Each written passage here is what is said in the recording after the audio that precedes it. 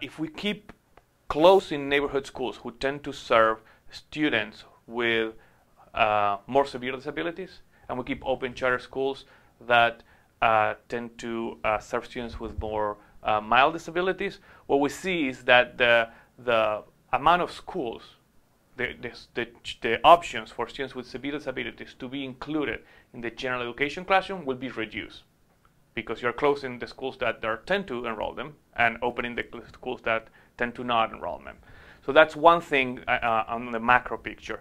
I think also when you see, we haven't actually published this, but we do have the data on less restrictive environment. And when you see that across disability categories, charter schools actually tend to place students with disabilities as a higher rates in more in the general education classroom.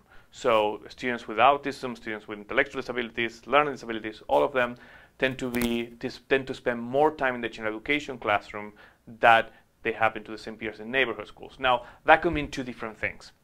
One is that charter schools are very good about inclusion. Now, the second thing that could mean is that charter schools do not have the supports to pulling those students out to provide intensive support, so they're just placed in the general education classroom with little support, and that's something that needed further study. Now, if we look at 10 years of literature and research on charter schools, we know that they struggle serving students with disabilities. We know that they struggle. Administrators have reported constantly that they struggle understanding the policy, that they don't have the resources to serve them. So if I